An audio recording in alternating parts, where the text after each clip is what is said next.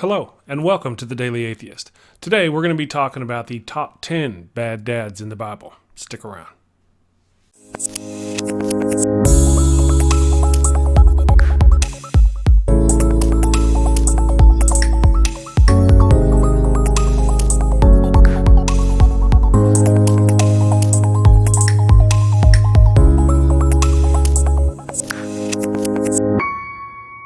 Okay, before we get too far along, I need to warn you that Noah himself will personally curse you if you don't hit that subscribe button, then mash that little notification bell. So, you best do that now.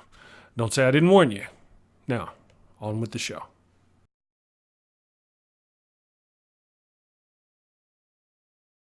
Starting out on our list is Noah, number 10, who cursed his grandson for the actions of his son. In Genesis 9, Noah curses his grandson, Canaan, to forever be a servant of servants because one day Noah got drunk. Not Ham, not Canaan, but Noah got drunk and exposed his nakedness, and his son Ham, the father of Canaan, saw his nakedness, and rather than cover him up, he went and told his brothers. That's it. For the sin of seeing his father naked, his son is cursed. I think that shows up on page 4 of Bad Parenting Guide of 2019 BC. Number 9 on our list goes to King David of David and Goliath fame. It wasn't so much that he was a bad dad as it was that he raised horrible children. His firstborn son was a rapist. His secondborn overthrew his throne and then slept with his wives. His fourthborn usurped the brother, overthrew the brother who overthrew David. The seventh son, Solomon, violated all manners of laws. He had hundreds of wives and concubines, and he did all kinds of things. There's some of them are seen as good men and heroes, but for the most part, when you look at it, they're kind of monsters, or at least, especially whenever you put them against the modern day idea of what a responsible person or father would be.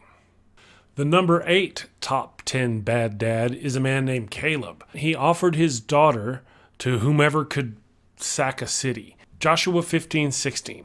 And Caleb said, I will give my daughter in marriage to the man who attacks and captures the city. His brother actually captured the city. Othniel captured the city, and so he gave him his niece in marriage. So not only does this guy offer his daughter to whomever can sack a particular city, but then he ends up giving it to his own brother, the girl's uncle, who takes the city and then takes her for his bride.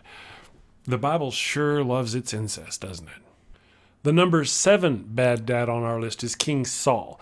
He offered his daughter for 100 Philistine foreskins. The foreskins of 100 Philistines was the price for his daughter's hand in marriage. And, of course, according to the Bible, 1 Samuel chapter 18, verse 25 says that the king desires no other dowry but 100 Philistine foreskins as revenge on his enemies, obviously the Philistines.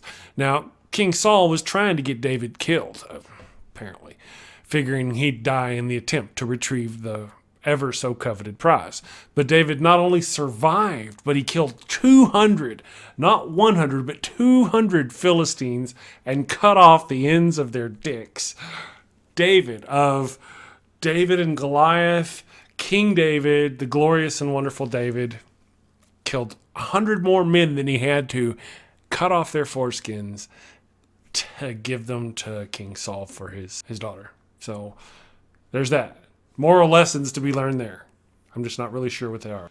Number 6 on our list of bad dads from the Bible is a man named Laban, who whored out both his daughters to the same man, their cousin. Let's talk about Jacob for a moment. The grandson of Abraham one day met a young woman named Rachel, and he fell in love with her. He offers to work for her father, Laban, the bad dad from this story, for 7 years in exchange for her hand in marriage. Laban says yes, but then on the wedding night, he tricks Jacob into having him marrying the other, less beautiful sister, Leah. When Jacob found out, he was angry, but then agreed to work another 7 years in order to be allowed to marry Rachel, because apparently Jacob wasn't very smart. Anyway, so this is Bad dad. Not only marries off his daughter to his nephew, but then he tricks his nephew and then makes him work another 7 years, then lets him marry the other daughter. And in the end, the two daughters end up fighting each other for the love of Jacob. And one can bear him sons, but the other one can't. So the latter lets him sleep with her handmaiden or servant or whatever. Not to be outdone, the other daughter also lets him sleep with her servant, because that happens a lot. It's like the days of our lives, camel and tent edition. We all know the story of Abraham, who offered to sacrifice his son Isaac to God, and then, of course, was stopped by an angel. But there's a lot more to this story. Of course, we don't have time in this video to cover all the absurdities and atrocities committed by this psychopath, so I'm going to create a separate video for him about the top 10 reasons why he was a bad moral example. Watch out for that one in the future. But for this list, he's reached number 5 for his syphilis-induced delusions, telling him to murder his son, and because he abandoned another son and that child's mother in the desert to die. This is another one of those stories where the wife can't produce a child, so she gives the husband a servant girl to impregnate, of course. Then all that goes south, so the wife has him cast the mother and the child out into the desert, presumably, as far as they knew, to die. That's bad dad. Not a good dad. Bad dad. Number 4 is the old man of GIBEAH in Judges 19. Judges 19 tells the story of a Levite who was returning to his home near Ephraim after picking up his runaway bride, concubine, in Bethlehem. An old man takes them in, and while they're enjoying themselves in his home, some of the wicked men of the city start beating on the door and demanded to be given the Levite so that they could have sex with him and rape him. Rather than turning the Levite over, the old man offers this raging crowd of horny men his virgin daughter. Although they refused, it still lands her dad on our list. For those who were interested, the crowd refused the daughter, but the Levite cast his young concubine out to be raped to death in order to save himself. So, holy, holy is the Lord. Number 3 on our list is Lot, who not only tried to give up his daughters to be raped, like the old man of GIBEAH, but who later went on to have sex with and impregnate his own daughters. That's what lands him as number 3 on our list. The story of Lot is essentially the same story as the Levite from number 4 on our list, with a couple of exceptions.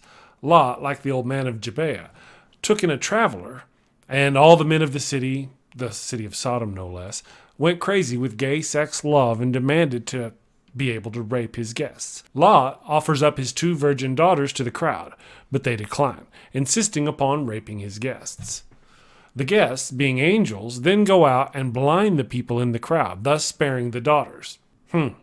Maybe try that first next time instead of shaming one of the main characters of your story by having him be a train wreck of a father. But that's not the end of it. Then, after the destruction of Sodom, Lot and his daughters move to the mountains, where he has drunken sex with them and impregnates them both. Bad dad. Number 2 on our list is JEPHTHAH, who sacrificed his own daughter as a burnt offering in order to fulfill a promise to God. In the book of Judges, chapter 11, a man named JEPHTHAH is about to do war with the Ammonites, and he promises God that if he wins, he'll offer up as a burnt sacrifice the first person who comes out to greet him when he comes home. He won the battle, slew the Ammonites, and then when he returned home, his little daughter was the first to come out dancing to him. A month later, he burned her to death to keep his promise to God. And the number 1 bad dad on our list is, of course, God. I mean, for so many reasons. Throughout the Bible, God is horrible, murders his own children, does horrible things, destroys whole peoples in fire, no less, for the sins of 1 or 2 people. He created a world where nearly every creature must prey on and consume either another creature, or the remains, fruits, or other nutrients from other creatures. Animals eat other animals and plants, while plants survive primarily off the nutrients provided by fallen animals. Yes, they do convert sunlight to energy, but would still die without the nutrients from other plants or animals. Is that not? That's perverse, really. When you have the opportunity to make it to where there's a ball of energy out there in space floating around, and we could just absorb our energy from the sun and never have to consume another creature. That's fully possible. Or it would be if he was an all-powerful God, right? So why did he create us like that? There's too many to actually list here for examples as to why the God of the Old Testament is a bad dad. So what do you think? Did I miss one? Let me know in the comments below. If I get enough submissions, I'll create a second video with more bad dads. Thank you for your time. If you don't mind, head on over to my Patreon. Show me some love over there. Could use all the love I can get. Also, I'll be having some merchandise come out soon. Shirts and cups and stuff like that. Feel free to avail yourself of some of those. Look for links to that stuff down in the comments. I may not have it yet, but as I grow, I'll come back and I'll put the links on there for you guys. Don't forget to like and subscribe. Remember, Noah, curses from Noah. A naked, drunken Noah is going to curse you if you don't like and subscribe and share and hit that notification bell. Thank you and take care.